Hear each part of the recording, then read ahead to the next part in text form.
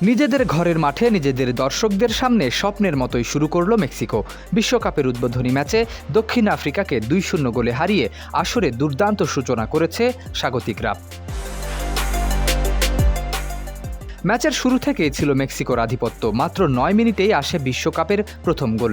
Eric লিরার নিখুঁত pass থেকে Julian কুইনোনেস বল জালে জড়িয়ে আজতেকা স্টেডিয়ামকে উৎসবে ভাসিয়ে দেন।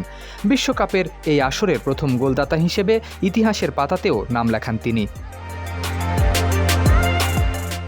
প্রথমার্ধে 1 গোলের লিড নিয়ে বিরতিতে যাওয়া মেক্সিকোর জন্য ম্যাচ আরও সহজ হয়ে যায় দ্বিতীয়ার্ধের শুরুতেই। 49 মিনিটে দক্ষিণ আফ্রিকার স্ফেফেলো সিতেলো লাল কার্ড দেখে মাঠ ছাড়লে 10 জনের দলে পরিণত হয় আফ্রিকান প্রতিনিধিরা।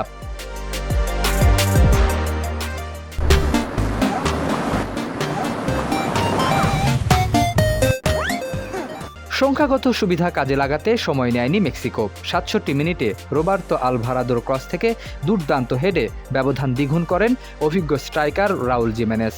এই গোলেই প্রায় নিশ্চিত হয়ে যায় ম্যাচের ভাগ্য।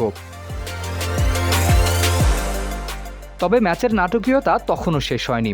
যোগ করা সময়ে সেজার মন্তেস লাল কার্ড দেখলেও মেক্সিকোকেও শেষ মুহূর্তে 10 জনের দলে খেলতে হয়।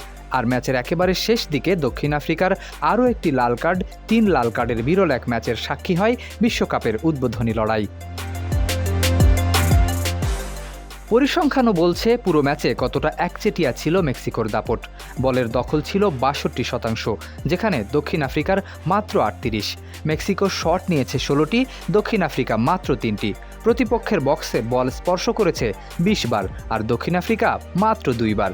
প্রত্যাশিত গোলের হিসেবেও ব্যবধান ছিল বিশাল, 1.44 বনাম 0.07। মজার বিষয় হলো 2010 সালের বিশ্বকাপের উদ্বোধনী ম্যাচেও মুখোমুখি হয়েছিল এই দুই দল। সেবার ম্যাচটি শেষ হয়েছিল 1-1 সমতায়।